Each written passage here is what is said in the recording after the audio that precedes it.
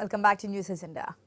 Telangana assembly సమావేశాల్లో రాజకీయ వేడికి కొదవలేదు. రెండు పక్షాల మధ్య మాటల మంటలు రగులుతున్నాయి.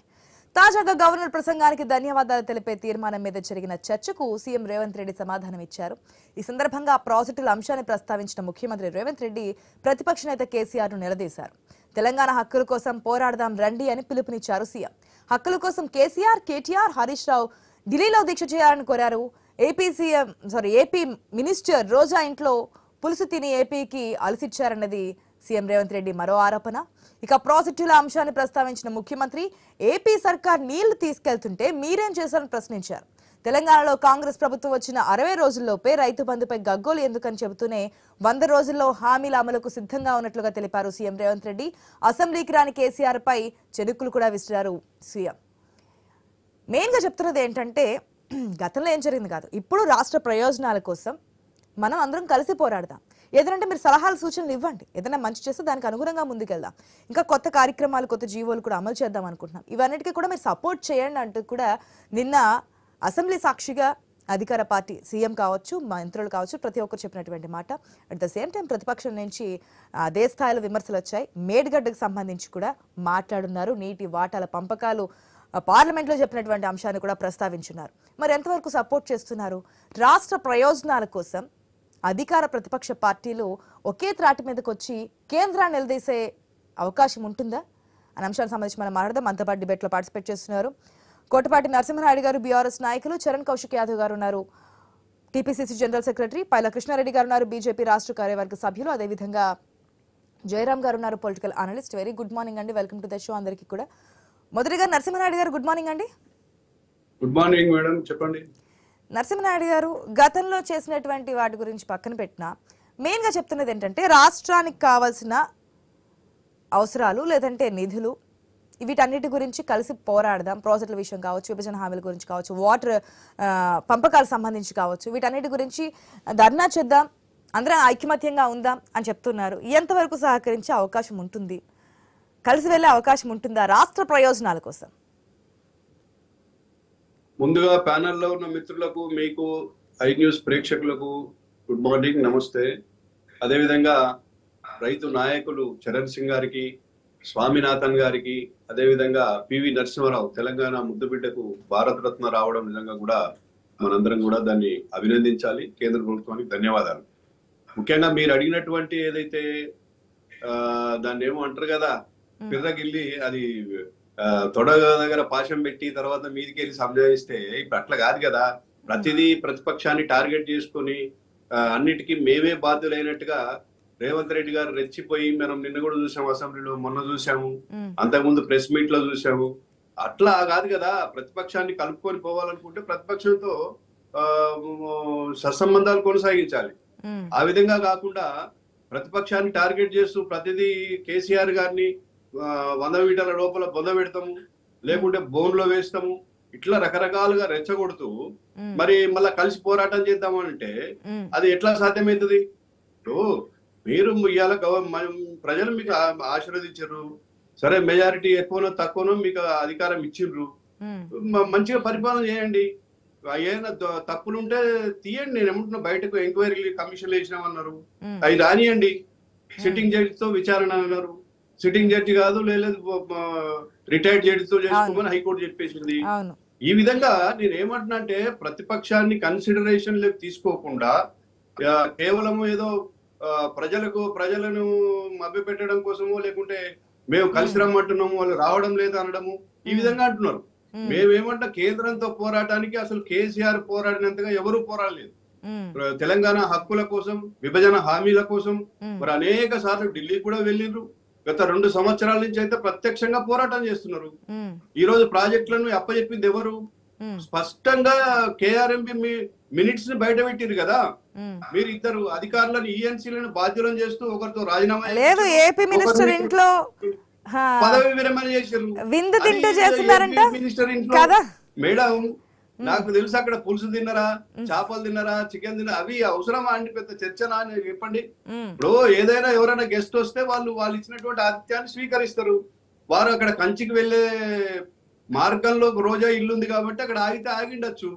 ఆమె ఎక్కువ హైదరాబాద్ లో ఉంటది, తెలిసిన వ్యక్తి దగ్గర ఆగుతారు. దాన్ని కూడా ఏదో వివాదం చేసి దానికి ఏదో పెద్ద రాజకీయ రంగు పొలమాల్సిన అవసరం లేదు. తెలంగాణ హక్కుల విషయంలో కేసీఆర్ గారు ఎప్పుడూ రాజీ పడలేదు.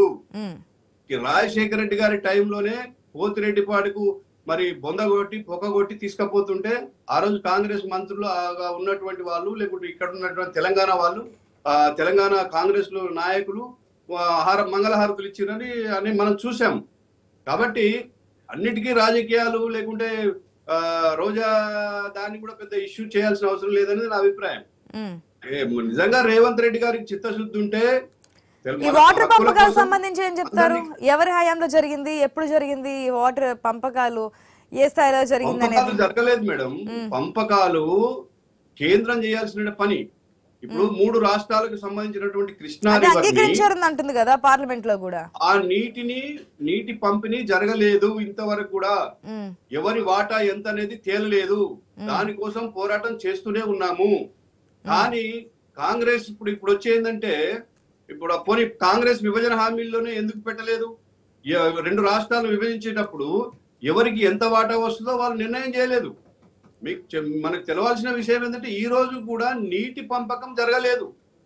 రివర్ మీద ఏదైతే కృష్ణా రివర్ మీద వేసినటువంటి KRMB Krishna river water management board వేశారు కదా, ఈ మేనేజ్మెంట్ బోర్డు దగ్గరనే ఇప్పుడు నడుస్తున్నటువంటి రచ్చ అంతా కూడా. దానికి మన ప్రాజెక్టులను అప్పగించారు అనేది మా ఆరోపణ. మన హరీష్ రావు గారు బయట పెట్టేంత వరకు కూడా ఈ విషయం ఎవరికి తెలియదు. ఒకవేళ మా హయాంలో జరిగి ఉంటే కాంగ్రెస్ వాళ్ళు ఎన్నికల్లో దాన్ని ఉపయోగించుకునే వాళ్ళు కదా. ఎన్నికల్లో అనేక ఆరోపణలు చేశారు, అనేక రకాలుగా ప్రజలను మభ్యపెట్టిండ్రు, లేనిపోని ఆరోపణలు చేశారు. అధికారంలోకి వచ్చాక కొన్ని తెలుస్తున్నాయి అంటున్నారు. అధికారంలోకి రాకముందు చాలా కలలుగా ఉంది కాంగ్రెస్. ఎందుకంటే సీఎంఏ చెప్పున్నారు ఇక్కడ ఏదో లంకి బిందులు ఉంటాయి అనుకుంటే ఖాళీ కుండలు కనిపిస్తున్నాయి, నిద్రేవి లేవు, ఖాళీగా ఉంది ఇదంతా అని చెప్పి. సో అధికారంలోకి వచ్చిన తర్వాత ఎక్కడ అవినీతి జరిగింది, ఎక్కడ ఏమేమి జరిగాయి అనేది క్లియర్ కట్ గా తెలుస్తుంది అనేది కదా.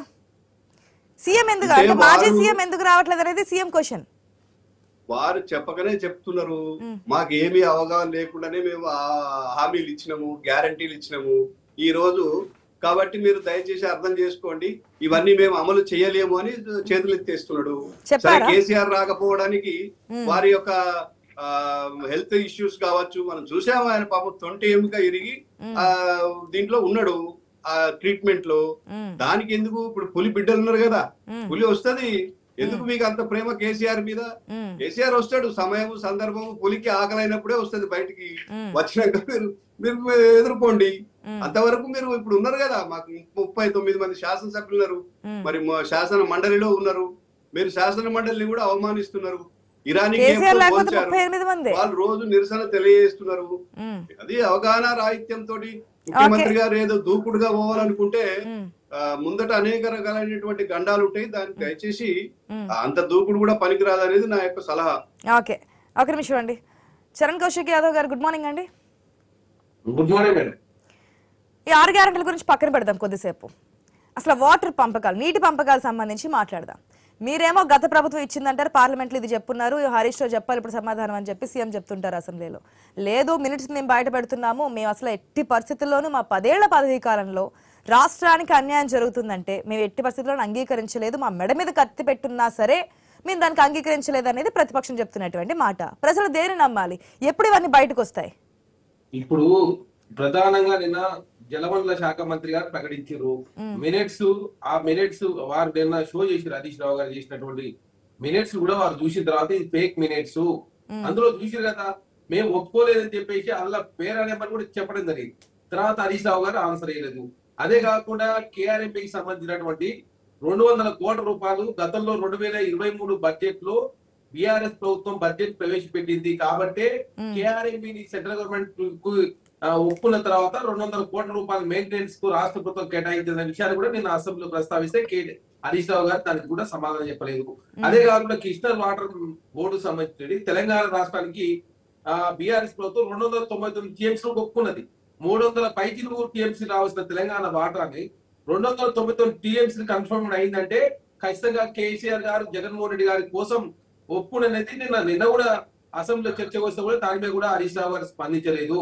అంటే చాలా స్పష్టంగా KRMB అనేది బీఆర్ఎస్ ప్రభుత్వంలోనే కేంద్ర ప్రభుత్వాన్ని సరెండర్ చేసిన మాట వాస్తవం. కాకపోతే తాత్కాలిక కొన్ని సంవత్సరాల కాలం పాటు దీని ఎగ్జామ్షన్ అని చెప్తే కేంద్ర ప్రభుత్వం ఎగ్జామ్షన్ ఇచ్చింది.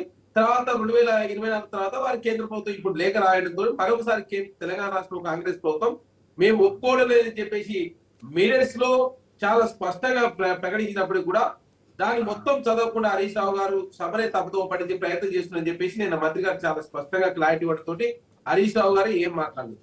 అదే కాకుండా మీరు చూసిన గతంలో మీరు ఏమనంటే పోతిరెడ్డిపాడు సమైక్య రాష్ట్రంలో ఆనాడు నాయి నరసింహారెడ్డి గారే కడప ఇన్ఛార్జి మంత్రిగా ఉండి ఆ పొక్క పెద్దగా అవుతా ఉంటే వారే ఉన్నారు ఆనాడు మంత్రివర్గంలో కూడా టీఆర్ఎస్ పార్టీ నాయకులు.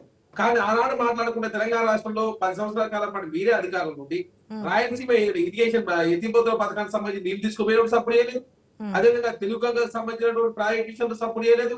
అదే కాకుండా తెలంగాణ రాష్ట్రానికి సంబంధించినటువంటి 300 పైచీలకు టీఎంసీ రావాల్సిన 290 టీఎంసీగా మీరు ఒప్పుకున్నట్టే తెలంగాణ రాష్ట్ర ప్రయాణాలు ముఖ్యం కాదనేది మీకు చాలా స్పష్టంగా కనపడదు. అన్నాడు మీరు ఆనాడు ఎవరు చూస్తలేరని చెప్పేసి మీరు జగన్మోహన్ రెడ్డి గారు ఒకటే తెలంగాణ రాష్ట్రం తీవ్ర అన్యాయం చేసిన విషయాన్ని చాలా స్పష్టంగా ముఖ్యమంత్రి ప్రకటిస్తే హరీష్ రావు గారు ఎలాంటి సమాధానం చెప్పలేదు. అదే కాకుండా తెలంగాణ రాష్ట్రంలో కాంగ్రెస్ ప్రభుత్వం అధికారంలోకి వచ్చిన తర్వాత మాకు ఎలాంటి శతభిష లేవు.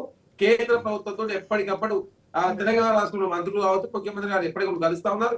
విభజన హామీలు కావచ్చు, వెనుకబడిన జిల్లాలకు సంబంధించిన నిధులు కావచ్చు, అదేవిధంగా కేఆర్ఎంలు కావచ్చు, అదే గోదావరికి సంబంధించిన ఇష్యూస్ కావచ్చు, అన్ని విషయాలకు ఎప్పటికప్పుడు తెలంగాణ రాష్ట్రంలో కాంగ్రెస్ ప్రభుత్వం చర్చలు చేస్తూనే ఉంది. తెలంగాణ రాష్ట్ర ప్రయాణాల విషయంలో మేము ఎనకపోయే ప్రసక్తి లేదని చెప్పేసి ముఖ్యమంత్రి గారు చాలా స్పష్టంగా నిన్న అసెంబ్లీ సాక్షిగా ప్రకటించింది. కాకపోతే బీఆర్ఎస్ పార్టీ నాయకులు ఏంటంటే ఎంతసేపు మసిపూచి మారడి చేసే ప్రయత్నం చేస్తా ఉన్నారు. నిన్న ఆధారాలతో సహా ముఖ్యమంత్రి గారు, ఇరిగేషన్ శాఖ మంత్రి ఉత్తమ్ కుమార్ రెడ్డి గారు పంపించినా కూడా దాని మీద ఆన్సర్ ఇవ్వకుండా ఎంతసేపు మీరే అప్పయ్యినట్టే మా మీద రెట్టే ప్రయత్నమే తప్ప ఆ 200 కోట్లు ఎందుకు కేటాయించారు? ఈ ప్రాజెక్టులకు సంబంధించి ఒక రోజు కేటాయిస్తామని చెప్పారు కదా, సవాల్ విసురున్నారు బయట ఉండగానే. అంటే అసెంబ్లీ సమావేశం ప్రారంభం కాకముందే 2 రోజులు కేటాయిస్తాము, ఆ శాఖ మంత్రిగా ఉత్తమ్ కుమార్ రెడ్డి, సీఎం గా నేను ఇద్దరం మాట్లాడతాము రండి అని చెప్పి. సో దానికి అంతా కూడా సిద్ధంగా ఉందా? ఆధారాలు ఏంటి, ఎంత వాటా, ఎవరు అంగీకరించారు, ఎప్పుడు సంతకం పెట్టారు? మేడం నిన్న చాలా స్పష్టంగా నిన్న కూడా ఉత్తమ్ కుమార్ రెడ్డి గారు చెప్పడం జరిగింది, ఈ ఇరిగేషన్ మీద చర్చ చేయాలంటే మరొక రోజు చర్చ చేద్దాం. ఇది కానీ కేసీఆర్ సమయం చూసుకుని వస్తారంట కదా, ఈ లోపు పులి బిడ్డలు ఉన్నారు అసెంబ్లీలో అని చెప్తున్నారు కదా. మేడం పులే లేదు. ఈ తెలంగాణ మీద ప్రేమ ఉంటే ప్రతిపక్ష పార్టీగా తెలంగాణ రాష్ట్ర ప్రయాణాల విషయంలో వారు మాట్లాడాల్సిన అవసరం ఉంది. నిన్ననేమో రాలేదు, మొన్న అసెంబ్లీకి వచ్చినా కూడా గవర్నర్ గారి ప్రసంగానికి వారు రాలేదు, పిఏసీ మీటింగ్ రారు. మరి ఎట్లా ప్రజాస్వామ్యంలో ప్రతిపక్ష పాత్ర పోషించాలి కదా తెలంగాణ రాష్ట్రంలో. కేసీఆర్ గారు 10 సంవత్సరాల కాలం పాటు ముఖ్యమంత్రిగా ఉన్నాడు. ఆనాడు మా ప్రతిపక్ష పార్టీగా కాంగ్రెస్ పార్టీ ఎప్పుడు బిఎస్ సమావేశానికి వచ్చినాం, అసెంబ్లీకి వెళ్ళినాం. కానీ అసెంబ్లీలో మేము వెళ్ళినప్పుడు మాకు అసెంబ్లీలో అవకాశం ఇవ్వలేదు అన్నాడు. కానీ తెలంగాణ రాష్ట్రంలో కాంగ్రెస్ ప్రభుత్వం అన్ని పార్టీలకు అవకాశం ఇస్తా ఉన్నా కూడా ముఖ్యమంత్రి గారు, మాజీ ముఖ్యమంత్రి కేసీఆర్ గారు బిఎస్సీ సమావేశం రాలేదు. అదే కాకుండా నిన్న అసెంబ్లీ సమావేశం రాలేదంటే వాళ్ళు ప్రతిపక్షంలో కూర్చోవడానికి ఇష్టపడలేదు, చాలా స్పష్టంగా కనపడతా ఉంది. ఏదేమైనప్పుడు కూడా ప్రతిపక్ష పార్టీని గౌరవించాలని చెప్పి కాంగ్రెస్ పార్టీ కోరుకుంటా ఉంది. కాబట్టి ప్రతిపక్ష పార్టీ గౌరవించడంలో ముందుకు పోతా ఉంది. అదే కాకుండా కాంగ్రెస్ ప్రభుత్వం మొన్న ఏం చెప్పి ఇచ్చిన రూమ్ ఇచ్చినారు. మేము గతంలో కాంగ్రెస్ పార్టీ రూమ్ గురించి అది మాట్లాడున్నాము. రూమ్ కి సంబంధించి ఆడ స్పీకర్ కూడా కలుస్తున్నారు కాబట్టి ఎటువంటి డిసిషన్ తీసుకుంటారు చూద్దాం. ఒక్క నిమిషం డిస్కషన్ మేడం, మేము మాట్లాడున్నాం.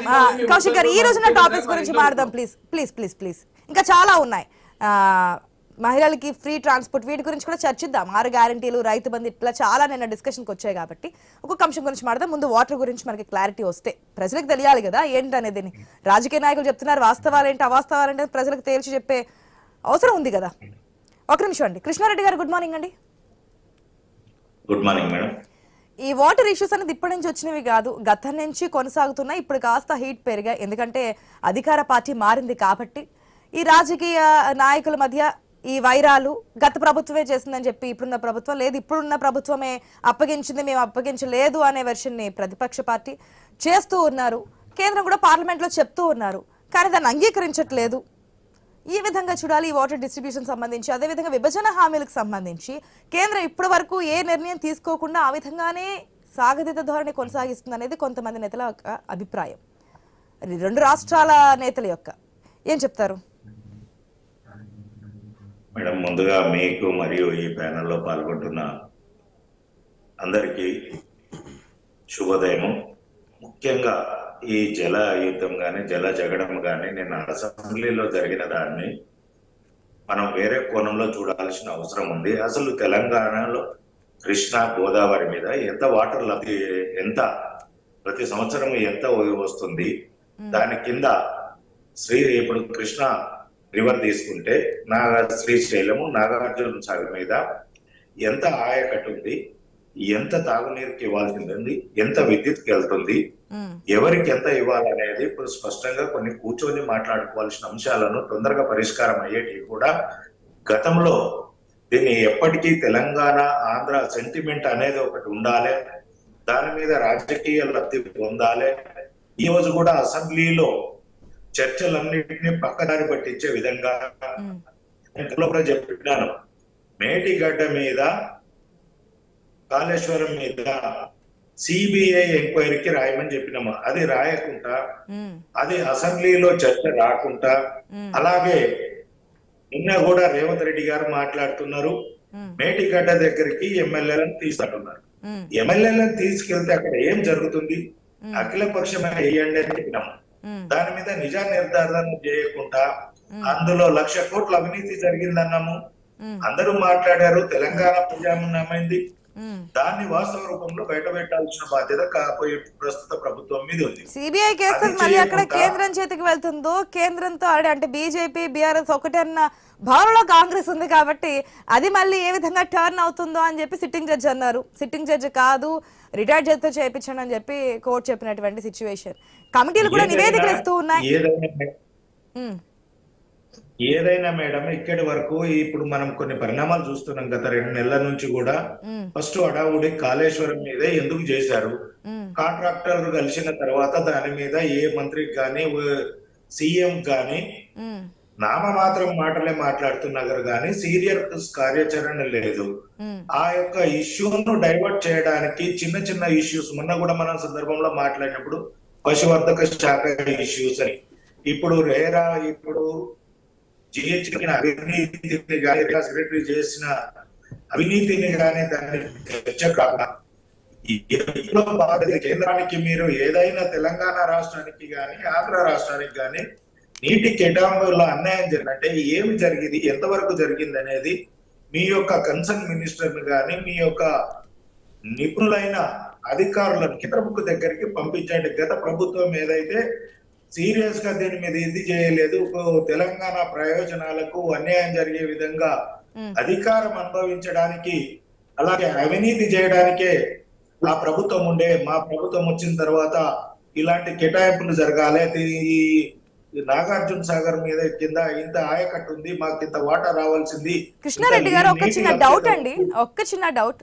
గతంలో అధికారంలో ఉంది కేంద్రంలో బీజేపీ, రాష్ట్రంలో బీఆర్ఎస్. ఈ రెండు అంటే గతంలో, ఇప్పుడు కాదు, ఇప్పుడు బీజేపీ ఉన్నప్పటికీ కూడా రాష్ట్ర ప్రభుత్వం మారింది కదా, కాంగ్రెస్ చేతికి వచ్చింది. కాంగ్రెస్ కాకుండా బీఆర్ఎస్ చేతిలో ప్రభుత్వం ఉన్నప్పుడు, గవర్నమెంట్ ఫామ్ చేసినప్పుడు బీజేపీ నాయకులు చెప్పిన మాట ఇదే.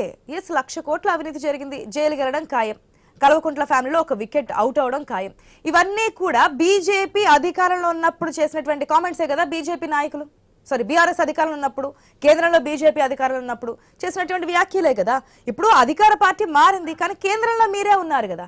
ఆ కంప్లైంట్ ఇవ్వాలంటే గతంలో ఉన్నటువంటి బీఆర్ఎస్ అయితే మేము తప్పు చేస్తాం, మీరు సిఐడి విచారణ వేయండి అయితే క్వశ్చన్ చేయరు కదా. మేడం ఇక్కడ సిబిఐ ఎంక్వైరీకి కానీ ఈడీ సంస్థలకు కానీ ఈ సిబిఐకి ముందు ప్రభుత్వం నుంచి ఒక లెటర్ రావాలి.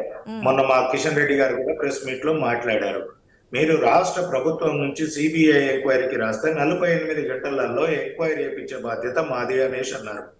ఎందుకంటే మేము ఏ యొక్క కంప్లైంట్ ఇవ్వకుండా ఓన్లీ కేంద్ర ప్రభుత్వమే గనక నిర్ణయం తీసుకొని ఏవైనా దర్యాప్తు సంస్థలను పంపిస్తే కక్ష సాధింపు చర్యలు ఇలా ఇబ్బంది పెడుతున్నారు. కానీ పక్క రాష్ట్రాలు ఇవి జరుగుతున్నాయి, తెలంగాణ విషయానికి వస్తే ఎందుకు జరగలేదని చెప్పి గతంలో, ఇప్పుడున్నటువంటి ప్రభుత్వంలో కాదు, గతంలో జరిగినటువంటి మాట. కొన్ని కంప్లైంట్స్ ఎవరన్నా మనము ఏదైనా పోలీస్ స్టేషన్ కి వచ్చేంత వరకు కంప్లైంట్ వస్తేనే యాక్షన్ ఉంటుంది మేడం. ఒక ఎస్ఐ రోడ్డు మీద వెళ్తున్నా కానీ అక్కడ జరుగుతున్న దాన్ని స్పాంటేనియస్ వెళ్ళారు, దానికి కావలసిన ఆధారాలను కానీ ఎవరో ఒకరు కంప్లైంట్ ఇస్తే దాని మీద సమగ్రమైన విచారణ జరుగుతుంది. అలా కాకుండా అధికారం ఉంది కదా అని ఏ ఒక్కరు కూడా అధికారాన్ని చేతిలోకి తీసుకొని ఉండదు. బాధ్యులు ఎవరైనా ఉంటే ఆ బాధ్యులైన వాళ్ళు కంప్లైంట్ ఇస్తే తెలంగాణ రాష్ట్రం బాధ్యులు తెలంగాణ రాష్ట్రం నుంచి మనం ఎవరో ఒకరు ఇవ్వండి, మేమే ఇస్తే మీరే కంప్లైంట్ ఇచ్చి మీరే ఇది చేస్తున్నారన్నారు. గతంలో కూడా కాంగ్రెస్ పార్టీ కొన్ని కేసులు పెట్టింది కొంతమంది నాయకుల మీద. ఆనాడు శంకర్రావు గారు వాళ్ళ పార్టీలో ఉన్న వ్యక్తులతోటి వాళ్ళతోటి వీళ్ళతోటి కేసులు సిబిఐకి రాపిస్తే అప్పుడు సిబిఐ కేసులను తీసుకోవడం జరిగింది. అలాంటిది జరగాలి కానీ ఏదో కేంద్ర ప్రభుత్వం అధికారం ఉంది కదా అని తీసుకోవడానికి ఎవరికి అధికారం ఉండదు. ఏదైనా ఒక రాజ్యాంగబద్ధంగా జరగాల్సినవి ఉంటాయి. అలా కాకుండా ఎంతసేపు మీరు కేంద్రంలో ఉన్నారు కదా, మీరు తీసుకోవచ్చు కదా, మేము తీసుకోవాలంటే నాకు కావాల్సింది అడగాలి కదా. ఇక్కడ రేపు మళ్ళీ వీళ్ళే కదా గగ్గోలు పెట్టేది. అలా కాకుండా ఈ రోజు ఏదైతే వాటాల గురించి జరుగుతుందో ఆంధ్ర సమాజాన్ని తెలంగాణ ఆంధ్ర సెంటిమెంట్ తప్ప అక్కడ జరిగిన ఈ రోజు వరకు స్పష్టంగా చెప్పగలిగిన సీఎం లేరు. మరొక ముఖ్య విషయం చెప్పదలుచుకున్నాను. ఈ యొక్క ప్రభుత్వం కూడా వీక్ ప్రభుత్వం అనేది బయట చాలా స్పెక్యులేషన్ నడుస్తున్నాయి. దానితోటి అధికారులు కానీ తెలంగాణలో గవర్నమెంట్ పనితీరుకు అధికారులే పనితీరే నిబద్ధత. నేను చూస్తున్నది ఈ మధ్య కాలంలో అధికారులు బాధ్యతాయుతంగా లేరు. ప్రభుత్వం తొందరగా ఆ యొక్క దృష్టి చాచాలి. ఎందుకంటే ఈ ప్రభుత్వం స్టేబుల్ గా లేదు. 6 నెలలు 7 నెలలు మేము కూలిపోతుందని వాళ్ళు కూలిపోతుందని ఎక్కడెక్కడి నుంచో వస్తున్న దాన్ని మా యొక్క సుస్థిర ప్రభుత్వం అని చూయించుకోవాల్సిన బాధ్యత కాంగ్రెస్ పార్టీ మీద ఉంది, అలాగే ఇప్పుడున్న ప్రభుత్వం మీద ఉంది. అలా కాకుంటే తెలంగాణ సమాజం చాలా ఇబ్బంది పడుతుంది. 6 నెలల్లో పడిపోతుందా, 3 నెలల్లో పడిపోతుందా, లేదంటే 100 రోజుల్లో ఇచ్చినటువంటి హామీలు అమలు చేస్తారా? చూద్దాం కృష్ణారెడ్డి గారు. ఇంకా దానికి సంబంధించిన టాపిక్స్ ఉన్నాయి కదా, మాట్లాడదాం. దాని గురించి కూడా చర్చిద్దాం. ఒక నిమిషం కృష్ణారెడ్డి గారు. జయరామ్ గారు, గుడ్ మార్నింగ్ అండి. వెరీ గుడ్ మార్నింగ్ అండి. ఇంతకుముందు చెప్పినట్టుగా వాటర్ పంపకాలు, నీటి పంపకాలు, రాష్ట్రాల విభజన హామీలు అదొకటి. ఎందుకంటే సరిగా చేయలేదు. 50:50 రేషియోలు ఇచ్చినా పర్లేదు కానీ 60:40 రేషియోలు ఏ విధంగా ఇస్తారు, ఇవన్నీ కూడా మనం కామెంట్స్ చూస్తున్నాం. కాబట్టి సరిగా జరగలేదు. లేదంటే గత ప్రభుత్వం అప్పగించింది, మినిట్స్లో తెస్తామని చెప్పి ప్రతిపక్షం, లేదు పార్లమెంట్లో చెప్పారు, ఇప్పుడు ఏం చెప్తారు సమాధానం అంటూ అధికార పక్షం. వాస్తవాలు ప్రజలకు చెప్పండి. అంటే మీకు ప్యానెల్లో ఉన్న మిత్రులకు ప్రేక్షకులకు నమస్కారాలండి.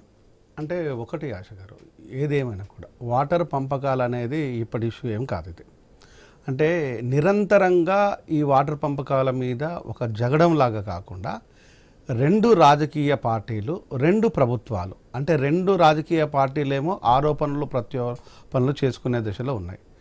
ఇంకొక వైపు వచ్చేసేమో 2 ప్రభుత్వాలు దీన్ని ఈ సమస్యను పరిష్కరించే దిశలో ప్రయత్నం చేయాలి. ఇంతకు ముందున్న బీఆర్ఎస్ లేకపోతే వైసీపీ దీనిపైన ఏదైనా డిస్కషన్స్ జరిగాయంటే మనకు తెలిసిన విషయమే. ఇప్పుడు కాంగ్రెస్ ప్రశ్నించడం లోపల ఎంతవరకు ప్రజలకు ఉపయోగకరం ఉంటుందనేది ఒక అంశం. అంటే బీఆర్ఎస్ ఇక్కడ రెస్పాన్సిబిలిటీ ప్రభుత్వంగానే ఎవరైనా చూస్తాం. ఎందుకంటే గతించిన కాలం 5 సంవత్సరాలు వాళ్ళే ఉన్నారు కాబట్టి 5 సంవత్సరాల తర్వాత మళ్ళీ రిమైనింగ్ 5 సంవత్సరాలు కూడా వాళ్ళే ఉన్నారు. అంటే మొత్తం మీద వాళ్ళ పాలన సాగించింది 9.5 years. ఈ 9.5 years లోపల ఎక్కడో దగ్గర సొల్యూషన్ రావాలి. మరి ఇంతవరకు కూడా సొల్యూషన్ రాకపోను, అయితే పంపకాలు ఉన్నాయి పంపాల జరగకపోను, ఇంకా ఎక్కడెక్కడో మినిట్స్ ఉన్నాయని చేసి డాక్యుమెంట్లను క్రియేషన్ అని వచ్చేసేమో కాంగ్రెస్ అంటుంది. కాదు ఇది మేము వెతికి పట్టుకున్నాము అని చెప్పేసి బీఆర్ఎస్ అంటుంది. అరే ఏది ఈ డాక్యుమెంట్స్ విషయం పక్కన పెట్టేసి పంపకాల విషయం లోపల అందరూ అఖిలపక్షం లాగా మాట్లాడుకోవచ్చు, ఇంకొక ప్రభుత్వంతోనైనా కలిసి మాట్లాడుకోవచ్చు.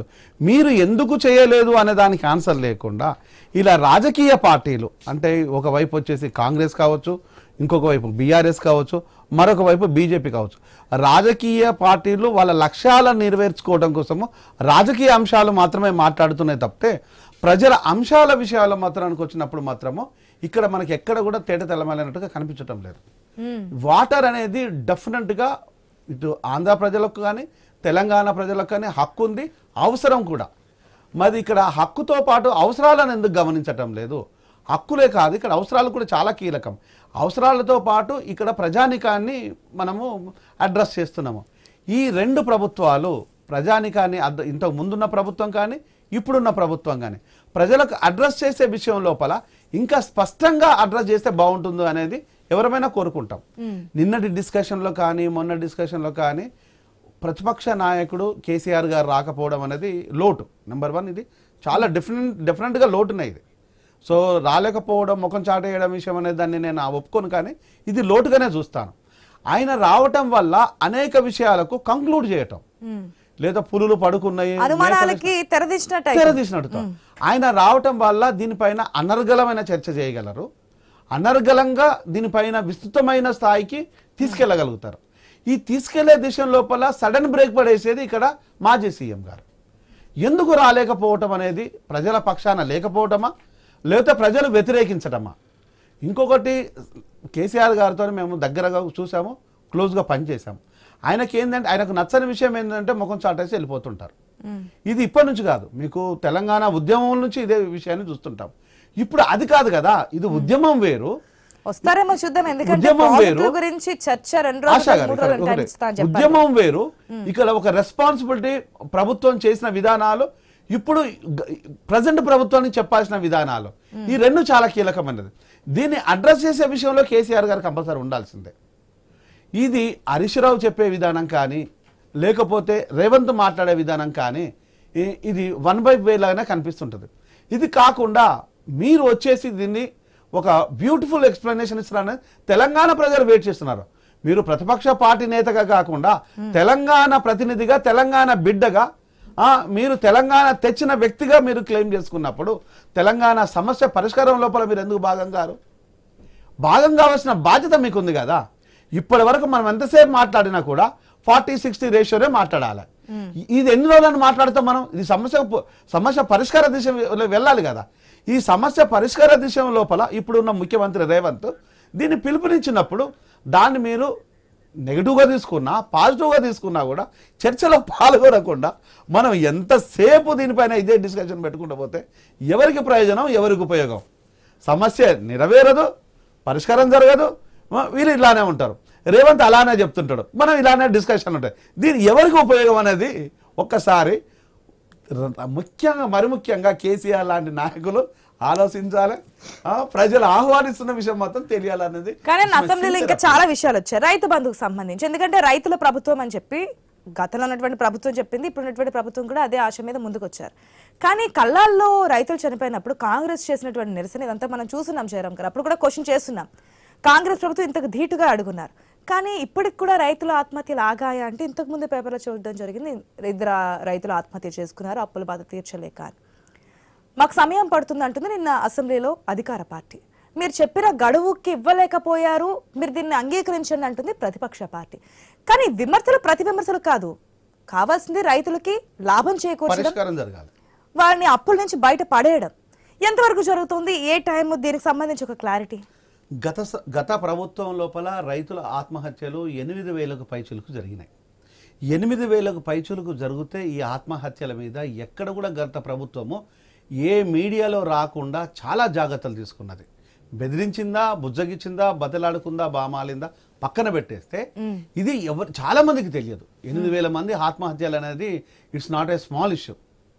సో అన్ని ఆత్మహత్యలను కేసీఆర్ గారు ఎక్కడ పోయినా కూడా అసలు తెలంగాణ రాష్ట్రంలో ఆత్మహత్యలే లేదు, ఇది రైతు ప్రభుత్వము, ఇది రైతుకు మేము కోఆపరేట్ చేసే ప్రభుత్వం లాగా బ్యూటిఫుల్ ఎక్స్ప్లెనేషన్ చేసిండు.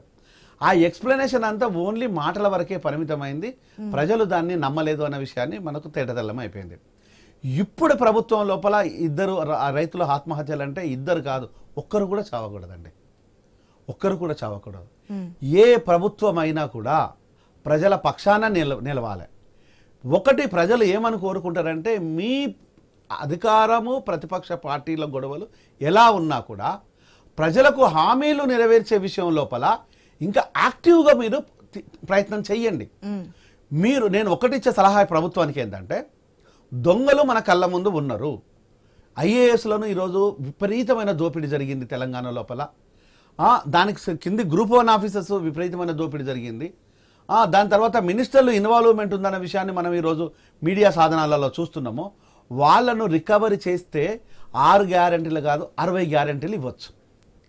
ఆ ప్రయత్నంగా ఈరోజు ఓన్లీ ఈ అడవుడి చేయడమే ప్రభుత్వానికి ఉంటుందా, లేకపోతే అక్కడి నుంచి తీసుకొస్తుందా అనేది ప్రభుత్వం నిర్ణయించుకోవాలి. ఇది ప్రజలు గతంలో కూడా జయరాం గారు గుర్తుంటే అంటే జస్ట్ గుర్తు చేస్తున్నా అంతే, సీఎం రేవంత్ రెడ్డి కూడా చెప్పున్నారు, ఏమీ లేదు కేసీఆర్ దోచుకున్న అవినీతి సొమ్ము బయట తీస్తే కనుక 6 గ్యారెంటీలు ఈజీగా అమలు చేయొచ్చు అని చెప్పి. ఎందుకంటే ప్రతిపక్షం ఆ విధంగా క్వశ్చన్ చేస్తుంది కాబట్టి. అవలు కానీ హామీలు ఇచ్చిండి ప్రజల్ని మోసం చేశారన్నప్పుడు కేసీఆర్ సొమ్మును బయట తీస్తామని చెప్తున్నారు. ఎస్, అధికారంలోకి వచ్చి 60 days అయింది, 2 నెలల కాలం గడిచింది, ఇంకా 40 రోజులు టైం ఉంది అని చెప్పి డెడ్ లైన్ ప్రతిసారి గుర్తు చేస్తుంది ప్రతిపక్ష పార్టీ. కానీ ఇచ్చినటువంటి టైంలోనే చాలా వరకు పూర్తి చేస్తున్నారు. టీఎస్పీఎస్సీకి సంబంధించి నోటిఫికేషన్స్ కావచ్చు, ఉద్యోగాల భర్తీకి సంబంధించి కావచ్చు. కానీ ఎక్కడంటే కొన్ని అధికారంలోకి వచ్చిన వెంటనే చేస్తామని చెప్పి చేయలేకపోయిన వాటి గురించి ప్రతిపక్షం మెయిన్ గా క్వశ్చన్ చేస్తుంది. రుణమాఫీ, రైతు బంధు. ఇప్పుడు ఎంత క్లారిటీ ఇచ్చినా గతంలో మీరు ఎంత చేశారు, 18-19 టైం టెన్యూర్ లో మీరు 5 months తీసుకున్నారు, తర్వాత 10 months తీసుకున్నారంటే అందుకే కదా ప్రభుత్వాన్ని ప్రజలు కాదనుకొని చెప్పి ఇక్కడ కూర్చోబెట్టారు. రుణమాఫీకి సంబంధించి ఇంకా ఎలక్షన్స్ వస్తాయన్న 2 months ముందు ఇవ్వడం, అది కూడా అందరికీ అందకపోవడం, ఇవన్నీ కూడా గత ప్రభుత్వం చేసినటువంటి తప్పిదాల్లో కొన్నిగా మనం పరిగణించి చూసుకున్నటువంటి సిచ్యువేషన్స్ కూడా ఉన్నాయి. కానీ ఇప్పుడున్నటువంటి ప్రభుత్వం మేము అధికారంలోకి రాగానే చేస్తామంటే రైతులు ఎంతో కొంత ఆశ పెట్టుకున్నారు, అప్పులు కట్టాల్సి ఉంటుంది, దానికి వడ్డీలు కట్టాల్సి ఉంటుంది, అటువంటి వాళ్ళే కొంతమంది ఆత్మహత్య చేసుకున్నటువంటి సిచ్యువేషన్. సో ఇటువంటి పరిస్థితి రాకుండా ఉండాలంటే ఏ విధంగా? అంటే ఇప్పుడు రైతులకు రుణమాఫీ ప్లస్ రైతు బంధు అనేది డెఫినెట్గా అది నీడ్. అది దాన్ని నీడ్ అని ఒక రైతు బిడ్డ రేవంత్ ఒక సామాన్య కుటుంబం నుంచి వచ్చిన వ్యక్తి, తనకు గ్రౌండ్ రియాలిటీ తెలుసు. అలాగని చెప్పేసి తను ఎక్కడ కూడా నాకు గ్రౌండ్ రియాలిటీ తెలియలేదని చెప్పలేదు. నిన్న ఒక బ్యూటిఫుల్ ఎక్స్ప్లెనేషన్ చేశాడు. నేను చాలా సందర్భం లోపల అదే విషయాలు మాట్లాడాను. నేను రేవంత్కు ఏం చెప్పాడంటే, తెలంగాణ తల్లి విషయం లోపల తెలంగాణ ఉండే ఏ తల్లి కూడా, ఏ బిడ్డ, ఏ అక్క, ఏ చెల్లి ఈ వడ్డాలను ఇంట్లో పెట్టుకొని తిరగలేదు, ఆ వజ్జుల వైడూర్యాలు పెట్టుకోలేదు, బంగారు నగలు వేసుకోలేదు. ఏ కుటుంబంలో ఉన్న బిడ్డ అయినా ఈరోజు కాయ కష్టం చేసుకున్న బిడ్డగా చూసినాం. అందులో నా తల్లి, నా చెల్లి, నా బిడ్డలు, నా సాకలి ఐలమ్మ ఉంది. ఇది నా కుటుంబం అనేదాన్ని చాలా బ్యూటిఫుల్. ఇంత తెలిసిన రేవంత్ బహుశా ఇంకా టైం అనేది డెఫినెట్గా పడుతుండొచ్చు, అది మనకు అర్థమవుతుంది. కానీ టైం పట్టకుండా ఇప్పుడు ఇక్కడ రైతు బిడ్డలను ఆదుకునే దిశలో ప్రయత్నం చేయాలి. ఎందుకంటే మనకు గ్రౌండ్ రియాలిటీ తెలుసు.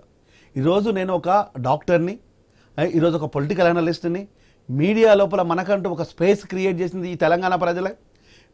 ఈరోజు రేవంత్కి ఒక స్పేస్ని ఇచ్చేసి అత్యున్నతమైన స్పేస్ని కూర్చోబెట్టింది ఈ ప్రజలే.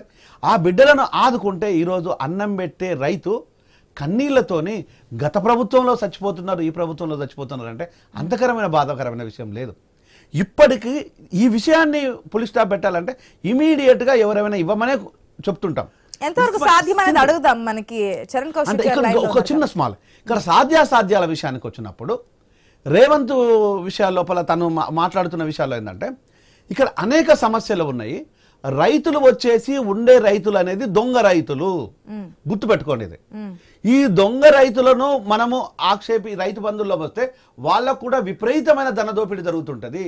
ఇందులో బ్యూరోక్రాట్స్ ఉన్నారు, దోపిడీదారులు ఉన్నారు, రియల్ ఎస్టేట్ బ్రోకర్లు ఉన్నారు, రియల్ ఎస్టేట్ కంపెనీస్ ఉన్నాయి.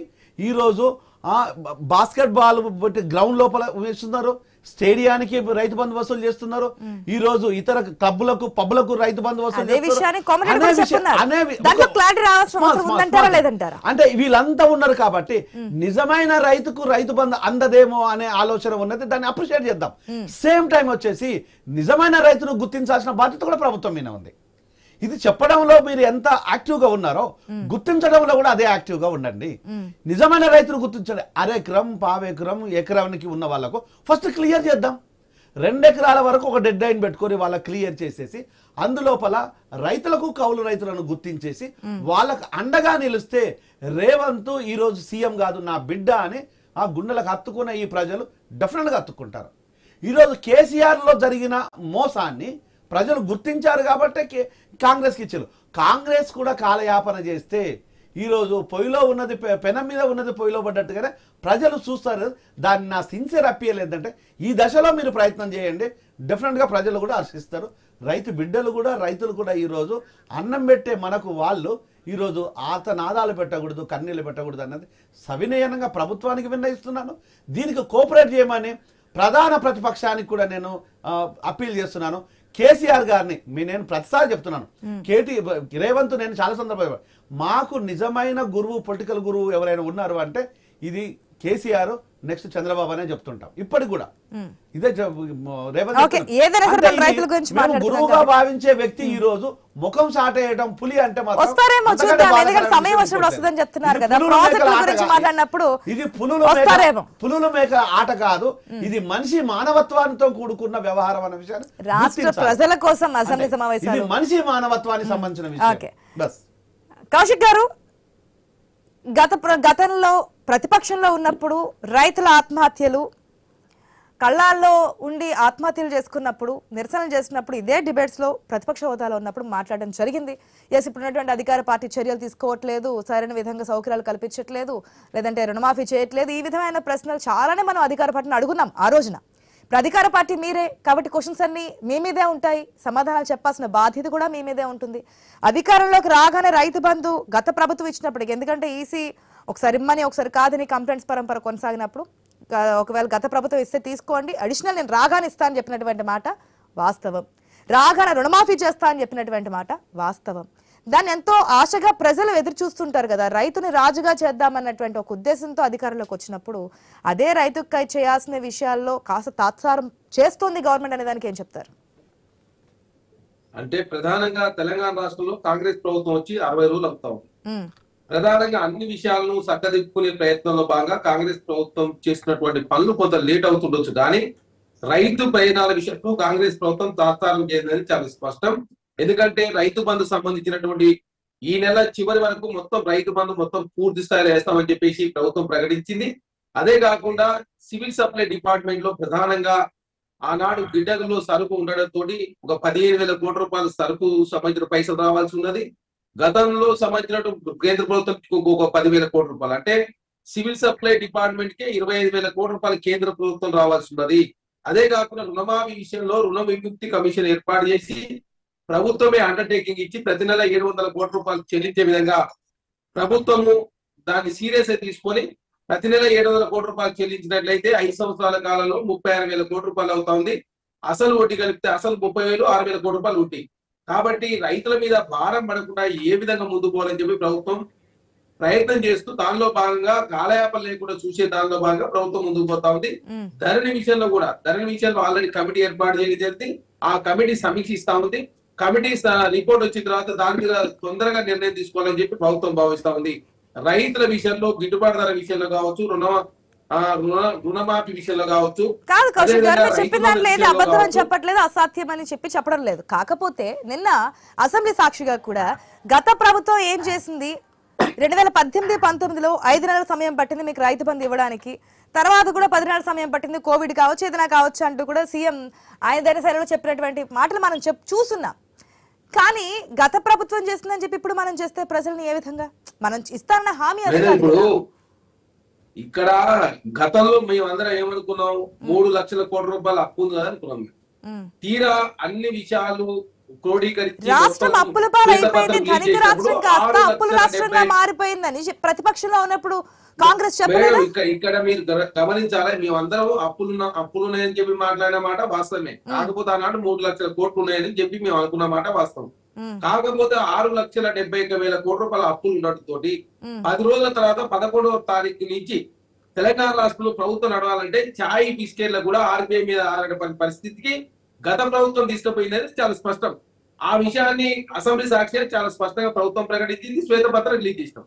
అదే కాకుండా మీరు చూస్తా ఉన్నారు, ఈ దెబ్బతిన్నటువంటి తెలంగాణ ప్రభుత్వాన్ని గాడిలో పెట్టే ప్రయత్నంలో భాగంగా పట్టి విక్రమార్క గారు ఆర్థిక శాఖ మంత్రి ఉండి వారంతా సెటిల్ చేస్తారు, ఎక్కడ ఖర్చులు తక్కువ చేసుకోవాలా, ఆదాయ మార్గాలు ఎక్కడ పెంచుకోవాలా అని చెప్పే ప్రయత్నంలో భాగంగా ప్రభుత్వం ముందుకు పోతా ఉంది. 2 నెలలు అవుతా ఉంది కాబట్టి మాకు ఇంకా వెసులుబాటు రాలేదు. దానిలో భాగంగా రైతుల విషయంలో కాంగ్రెస్ ప్రభుత్వం ఇచ్చిన మాట ప్రకారం ప్రతిదీ కూడా ఏది కూడా మిస్ చేయదు అనేది చాలా స్పష్టం. ఎందుకంటే గత ప్రభుత్వంలో కూడా ఇంకా 7,000 కోట్ల రూపాయలు రుణమాఫీ జరగలేదు.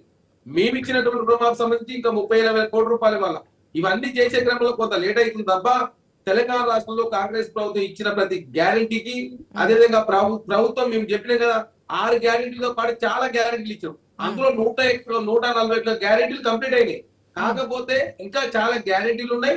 ఈ 6 గ్యారెంటీలు కూడా ఇంకా 2 గ్యారెంటీలు ఈ సంవత్సరం ఈ ఆర్థిక అంటే ఈ బడ్జెట్ తర్వాత ఇంప్లిమెంట్ చేస్తారని చెప్పేసి ప్రభుత్వం ప్రకటించింది. దానిలో భాగంగా ఎవరైతే అప్లై చేసుకున్నారో అందరూ కూడా నిన్న మెసేజ్ రావడం జరిగింది. కావాలంటే చెక్ చేసుకోవచ్చు. 500 రూపాయల గ్యాస్ కావచ్చు, 200 యూనిట్లకు సంబంధించినటువంటి విద్యుత్ కావచ్చు, దాని విషయంలో ఎవరైతే అప్లై చేస్తున్నారో వాళ్ళందరూ కూడా మెసేజ్ రావడం జరిగింది. దానికి సంబంధించిన డాక్యుమెంట్ అంతా రెడీ చేసుకోవడం చెప్పేసి బల్క్ మెసేజ్ ఇచ్చిన మాట వాస్తవం. దానిలో భాగంగా ప్రభుత్వం ముందుకు పోతా ఉంది. ఈ ప్రభుత్వం కేంద్ర ప్రభుత్వం నుంచి రావాల్సిన నిధుల విషయంలో కావచ్చు, ప్రత్యామ్నాయ మార్గాలు కావచ్చు, అదేవిధంగా ఈ మార్గాలన్నీ క్రోడీకరించిన ప్రయత్నంలో భాగంగా కాంగ్రెస్ ప్రభుత్వం కొంత లేట్ అవుతా ఉంది తప్ప రైతులకు ఇచ్చిన ప్రతి హామీని కావచ్చు, రైతు ఆత్మహత్యల విషయం నుంచి కావచ్చు, ఈ అన్నిటి విషయాల్లో ఎప్పటికప్పుడు ప్రభుత్వానికి ఏ ప్రతిపక్ష పార్టీ లేకపోతే ప్రజా సంఘాలు ఏదైనా రిప్రజెంటేషన్ ఇచ్చినా కూడా ప్రభుత్వం దాని మీద చర్చిస్తుంది. దానికోసం ప్రభుత్వం విషయంలో రైతులకు నష్టమయ్యే పని ప్రభుత్వం ఎలాంటి చర్యలు తీసుకోవాలని చెప్పేసి కూడా ప్రభుత్వం ప్రకటించిందంటే మాకు చిత్తశుద్ధి ఉందని. కాకపోతే కొన్ని రోజులు లేట్ అవుతుంది అంతే తప్ప. నరసింహనాయుడు గారు, రైతు బంధు రుణమాఫీ గురించి అందరికీ తెలిసిన విషయమే. ఎందుకంటే ఏం జరిగిందో ఎప్పుడు ఇచ్చారనేది అనేక బహిరంగ సభల్లో కూడా ఆనాటి అధికార పార్టీ బీఆర్ఎస్ నేతలు సభాముఖంగా చెప్పున్నారు. బహిరంగ సభల్లో కాస్త లేట్ అయింది, ఇంకా కొంచెం రాకపోవచ్చు, అధికారంలోకి రాగానే అందరికీ చేస్తామని చెప్పున్నారు. ప్రజా తీర్పు ప్రకారం మనం ముందుకైతే వెళ్తున్నాము.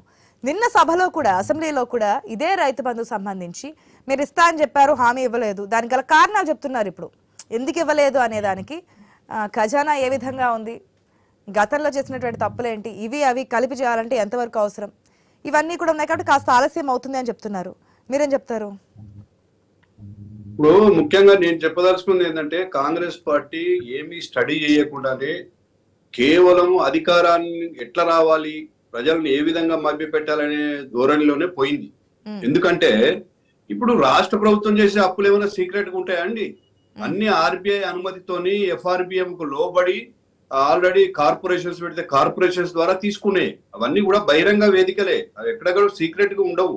అయితే వీళ్ళు ఇప్పుడు ఏం చెప్తున్నారు, ఇప్పుడు రైతు ఆత్మహత్యలు ఇప్పుడు మీరు పోయి 1 లక్ష రూపాయల రుణమాఫీ అయినోళ్ళు కూడా ఎంబడే పోయి 2 లక్షలు తెచ్చుకొని డిసెంబర్ 9వ తారీఖు నాడు మేము మాఫీ చేస్తామని అన్నారు.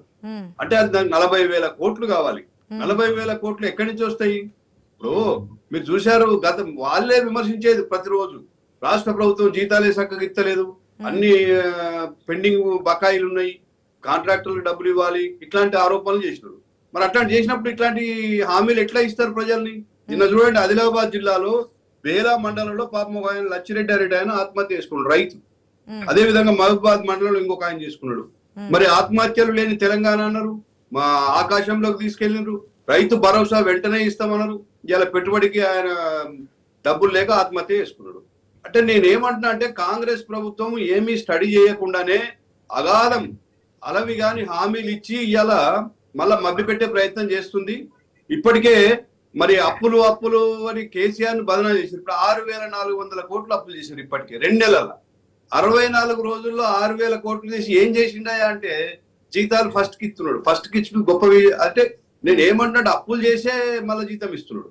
కాబట్టి వాస్తవ బడ్జెట్ ని రేపు కనీసం ఇవాళ ప్రవేశపెట్టే బడ్జెట్ అయినా కూడా కనీసం వాస్తవ అంకెలతోటి అమలుకు సాధ్యమైనవి. మేము 6 గ్యారెంటీలు చెప్పిన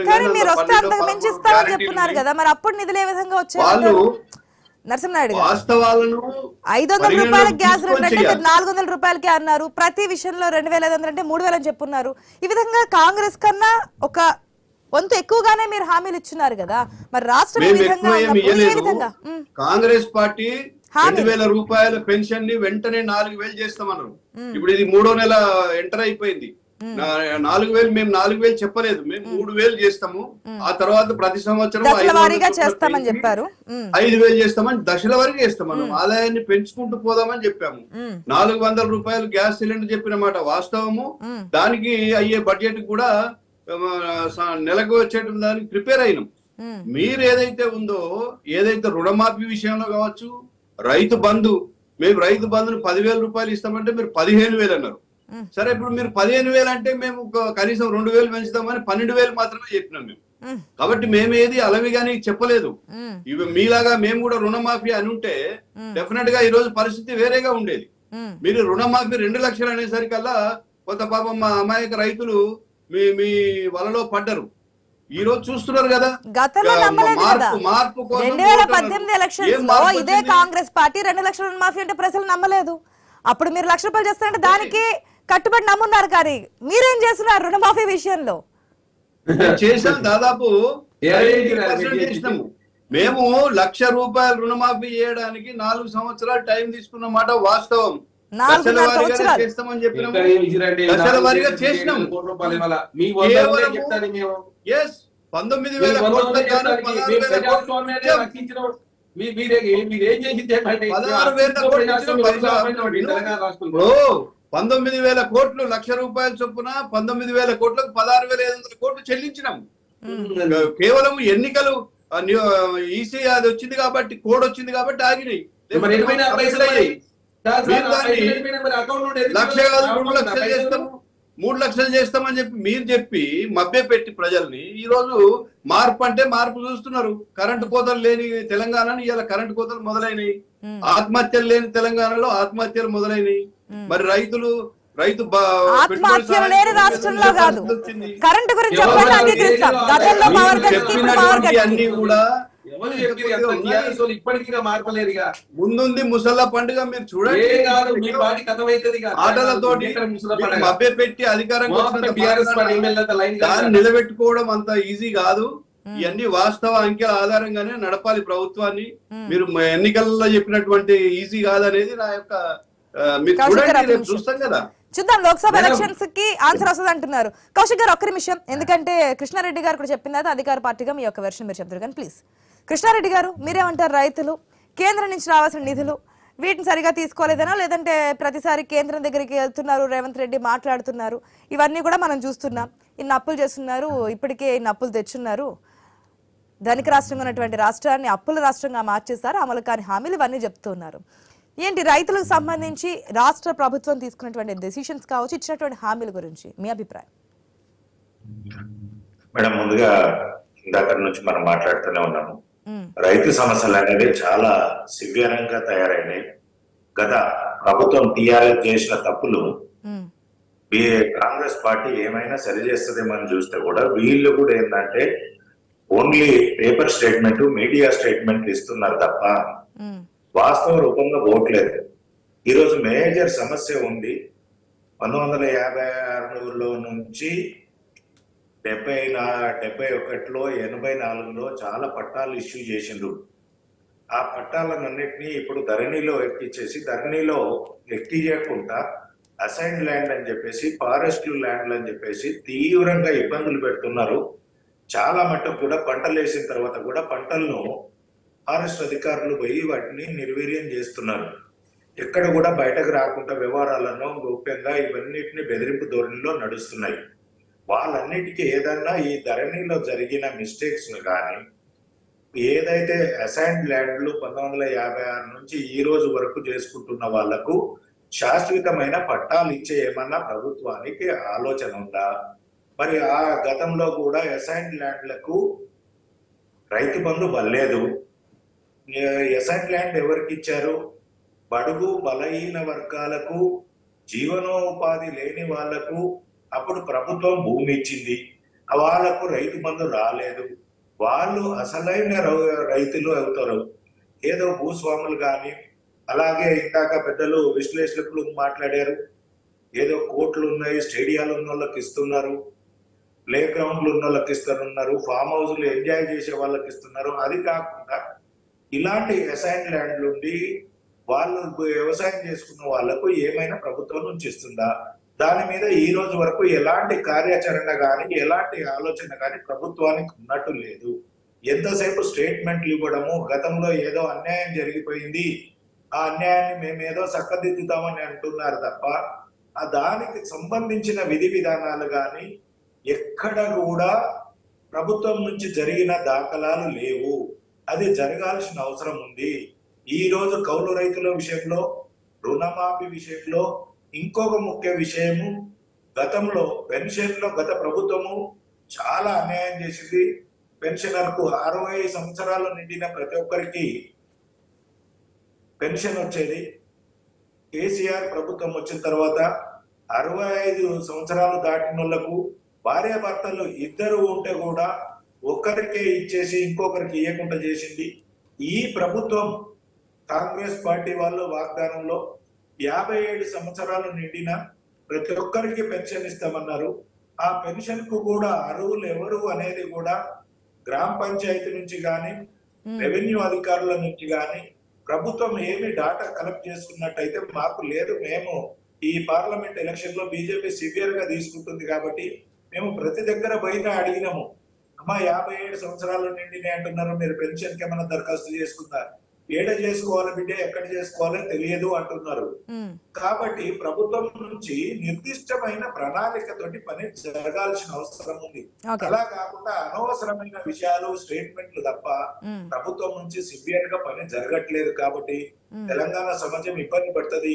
వీళ్ళ ధోరణి ఎంతసేపు కూడా కాంగ్రెస్ పార్టీ బీఆర్ఎస్ పార్టీది ఈ రాబోయే పార్లమెంట్ ఎలక్షన్ లో ఏ విషయాలను ముందు పెట్టి మనం లబ్ధి చేకూరుస్తాము అనే దాంట్లోనే ఉన్నారు. కానీ సో మళ్ళీ ఎలక్షన్ స్టంట్ లో భాగంగానే నడుస్తున్నాయి అంటారు అధికార ప్రతిపక్షం. ఏ మేడం, మేము ఎక్కడికి వెళ్ళినా గానీ మోడీ గారి పరిపాలన గురించే మాట్లాడుతున్నాము, స్వచ్ఛ భారత్ గురించి మాట్లాడుతున్నాము, సబ్కా సాత్ సబ్కా వికాస్ గురించి మాట్లాడుతున్నాము. మేము ఏదైతే మోడీ గారు గత 10 సంవత్సరాలు చేసిన వాటి గురించి మీరు చూసి ఉంటారు. మేము ఎల్ఈడీలు పెట్టి ప్రతి గ్రామానికి వెళ్ళి ప్రతి బూత్ లెవెల్ వరకు వెళ్ళి మోడీ గారు ఈ 10 సంవత్సరాలలో దేశంలో ఎలాంటి ఇన్ఫ్రాస్ట్రక్చర్ ను డెవలప్ చేశారు, ప్రజలకు అవి ఎలా. బండి సంజయ్ కూడా యాత్ర స్టార్ట్ చేస్తున్నారు కదా లోక్సభ ఎలక్షన్స్ లో భాగంగా. కాబట్టి ప్రజలు ఎటుపక్క తీర్పిస్తారని చూద్దాం. ఒకవేళ రాజకీయ కోణంలోనే ప్రజల్ని మభ్యపెట్టి చేద్దాం అనుకుంటే కనుక ప్రజలు ఖచ్చితంగా గుర్తిస్తారు. నరసింహనాయుడు గారు ఒకటి క్లారిటీ ఇవ్వండి. ఏదైతే 13వ తేదీన మేడిగడ్డ చూడడానికి అందరు ఎమ్మెల్యేలు తీసుకెళ్తామంటున్నారు, అన్ని పార్టీల ఎమ్మెల్యేలు కూడా రండి అని చెప్పి. సో బీఆర్ఎస్ నుంచి ఎమ్మెల్యేలు వెళ్ళబోతున్నారు అనుకోవచ్చా? మేడిగడ్డ వాస్తవ పరిస్థితి గురించి చూసి దాని గురించి చర్చించే ఛాన్స్ ఏదైనా ఉందా? మరొకటి, కేసీఆర్ అయితే ప్రాజెక్టుల గురించి చర్చ పెడతారని చెప్పారు సీఎం. 2 రోజులు సమయం ఇస్తాం, మీరు ఎంతసేపు మాడితే అంతసేపు అవకాశం ఇస్తాం, ప్రజల ముందే తేల్చండి అన్నారు. సో దానికి కూడా అవకాశం ఉంది. అప్పుడైనా కేసీఆర్ వస్తారా? పులి బయటకు వచ్చే ఛాన్స్ ఉందా? ఇప్పుడు చర్చకు మేము సిద్ధము. దాన్ని ఏదో రాజకీయం చేయాలనుకుంటే మేడిగడ్డకు బహుశా ఇవాళ శాసనసభా పక్షంలో దాని నిర్ణయం తీసుకుంటారు. నాకైతే ఏం సమాచారం లేదు. మీరు కేవలం రాజకీయం కోసం అక్కడికి మళ్ళీ అందరిని తీసుకెళ్లి ఏదో రచ్చ చేయాలనుకుంటే దానివల్ల పెద్ద ఉపయోగం లేదు. ఎందుకంటే ఇప్పటికే ఎక్స్పర్ట్స్ స్టడీ చేస్తున్నారు, ఎంక్వైరీ కమిషన్ వేసారు, విజిలెన్స్ కమిషన్ వేశారు. ఇప్పుడు మనలాంటి లేమ్యాన్స్ అంటే ఇంజనీరింగ్ మీద అవగాహన లేని వాళ్ళు పోయి కూడా చేసేది ఏముంటది మేడం? ఎమ్మెల్యేలు అందరినీ తీసుకెళ్తారు అనుకోండి. ప్రాజెక్టుల గురించి అసెంబ్లీలో చర్చిద్దాము రండి అన్నప్పుడు, దీనికి సంబంధించి డిజైన్ దగ్గర నుంచి ప్రతిదీ కర్త కర్మ క్రియ కేసీఆర్ అని చెప్పుకున్నప్పుడు అసెంబ్లీలో వచ్చి క్లారిటీ ఇచ్చే ఛాన్స్ ఉందా? వస్తారు. నేను చెప్తూ సమయం సందర్భాలు చూసి వాళ్ళు రాకుండా ఎందుకుంటారు? ఆల్రెడీ ఎమ్మెల్యేగా ప్రమాణ స్వీకారం చేశారు, పార్టీ బాధ్యత తీసుకున్నారు. వస్తారు, రాకుండా ఏముండరు. కాకపోతే దాన్ని సమయాన్ని బట్టి వారు డీప్ గా స్టడీ చేసిన తర్వాతనే వస్తారు. రాకుండా ఎందుకుంటారు? చర్చకు మేము సిద్ధము. కాకపోతే రాజకీయానికి మేము కేవలం రాజకీయం చేసి ఇంకా మా మీద బురద చల్లాలనే ప్రయత్నానికి మేము వ్యతిరేకం. కృష్ణారెడ్డి గారు, మేడం కేసీఆర్ గారు అసెంబ్లీకి వస్తారనేది దాని గురించి మనం ఆలోచన చేయాల్సినంత ఇది లేదు. ఆయన 9.5 సంవత్సరాలు సీఎం గా ఉండే సెక్రటరియట్ కే పోలేని వ్యక్తి రేపు అసెంబ్లీకి వచ్చి మాట్లాడతాడంటే తెలంగాణ సమాజం నమ్మే పరిస్థితిలో లేదు. బీఆర్ఎస్ నాయకులు కూడా అంత ఊప్స్ పెట్టుకోకండి. వాళ్ళు ఎన్ని పెట్టుకున్నా కేసీఆర్. చరణ్ కౌశిక్ గారు, ఒకవేళ సీఎం రాకపోతే, మాజీ సీఎం రాకపోతే అసెంబ్లీలో ఈ చర్చ కొనసాగి వాస్తవాలను బయట పెట్టే పరిస్థితి ఉందా?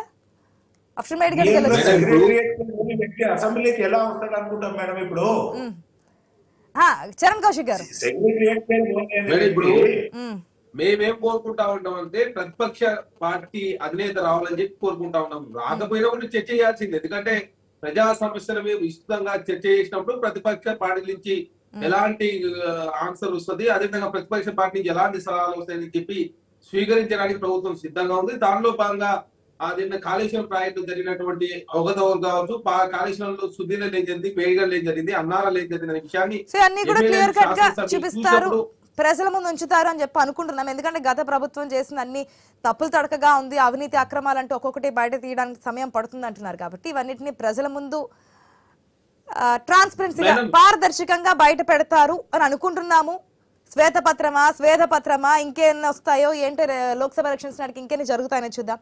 థ్యాంక్ యూ అండి, thank you so much debate లో పార్టిసిపేట్ చేసిన ప్రతి ఒక్కరికి కూడా. ఇది వాటి న్యూస్.